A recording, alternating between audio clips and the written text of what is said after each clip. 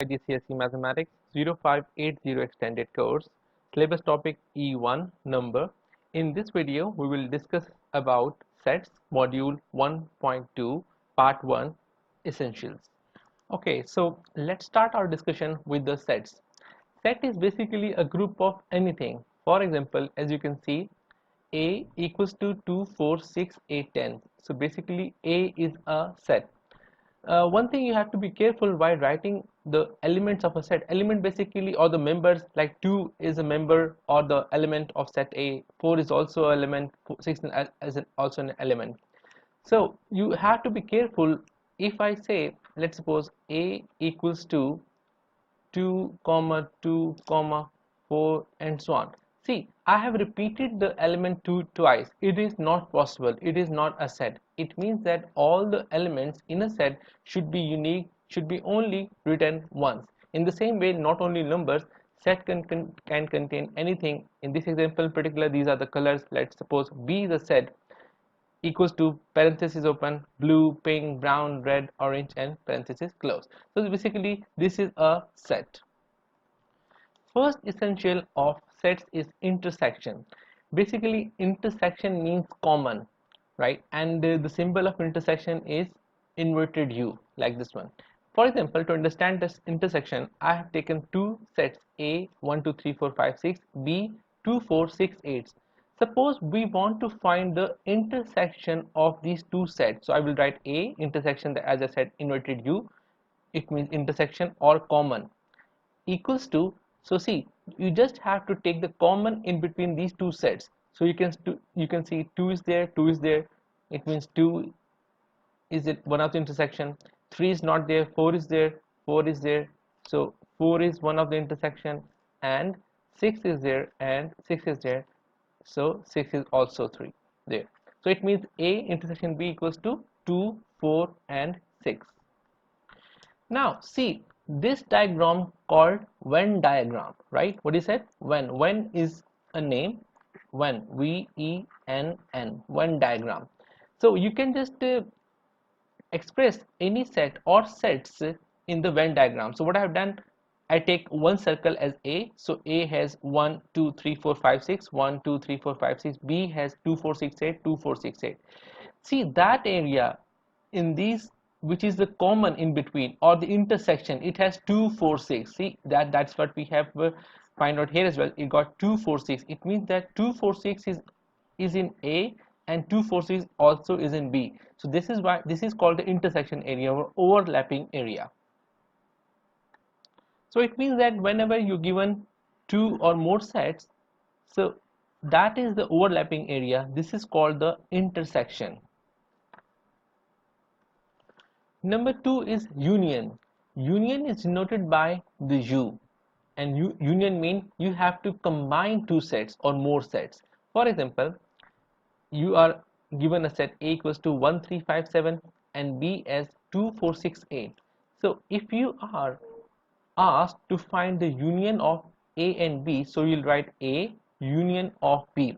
Union means you have to combine the elements of A and B, right, such that no element should be repeated. As I said in the beginning, in a set neither of the elements of a set can be repeated. In the same way, when you are combining the elements of sets A and elements of sets B, means that you cannot repeat any of the elements. So I will write A union B to make it one set, like 1 and then 2 is here, 2 and then 3 is here, 3 and then 4 and then 5 6 7 and 8. See, so this is the union or the combination or the combined effect of set A and B. Now let's suppose if you want to express this is in one diagram, so let me draw it here. I will write A here as like this one, B as this one, right? So the effective area will be all of this area, all of this area, and all of this area, because in this case, as in case of intersection, you will take only this area, but now you will take all of this area, because you are combining these two sets. So this is the Venn diagram of union. Number third term is subset. To understand the concept of subset, let me take two sets A equals to 2 and 4, let's suppose, and B equals to 1, 2, 3 and 4. Now see, elements of set A 2 and 4 also are in set B 2 and 4, and B has some extra elements 1 and 3 as well. Now see, as we are saying the elements of A are in elements of B, so we can write that A is a subset of B. Now there is a word called proper subset.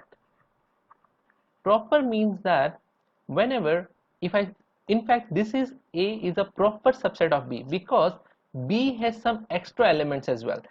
In that case 1 and 3 are extra, and apart from it 2 and 4, which actually are in A, the elements of A which are 2 and 4 are in B. So that is why we're saying A is a proper subset of B. If you want to see the Venn diagram of it, so let's draw the A set first. A and 2 and 4 are in there, and B, which is top of A, B is there. So see, 2 and 4 are already inside of B, so you don't write 2 and 4, so you only write 1 and 3 here, 1 and 3 here, because in C now you can see as a whole big circle, B got 1, 2, 3, 4, and A is actually inside of B with the elements 2 and 4. That is why we are saying A is a proper subset of B, right? So proper means that the A should have the less number of elements as compared to B. Let's suppose quickly, if I take, let's suppose A is 2 and 4 and B is also 2 and 4.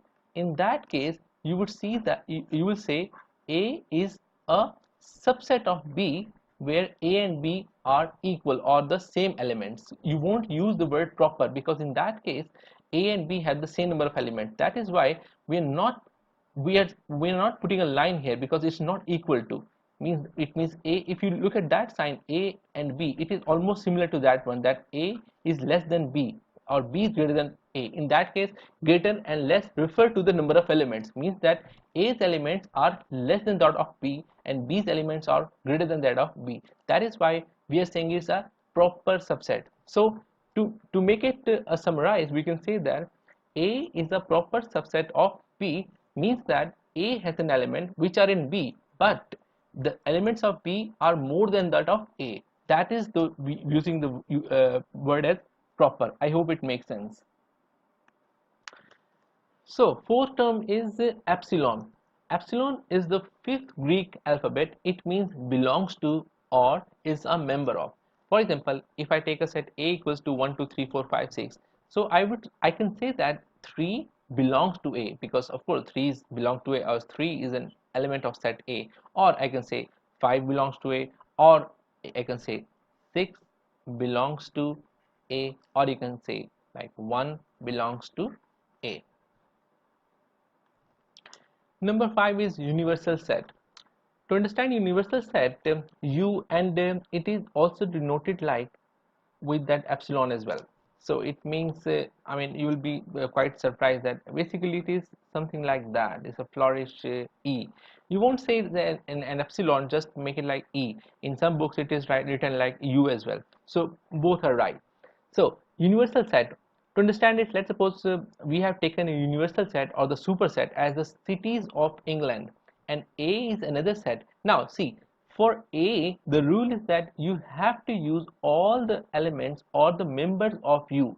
See, cities of England, so you have to take all the cities of England in set A, London, Liverpool. You cannot take as the cities of United States, it will be wrong. In the same way B is another set, so B, it is compulsory for B to have the sets of its universal set, or you can say it's a mother set. So universal is work like that. And if you want to see the Venn diagram, so this is the Venn diagram. Universal set is a big rectangle, and all of the sets lie within it. It can A and B can overlap as well, but strictly speaking, all the sets whichever come from this universal must lie within it. It means all the members of the sets must be lie within the universal set. None of these sets or any element of the set should lie outside of it. I hope it makes sense. Right, so in the next video we will cover more terms related to sets. So see you there.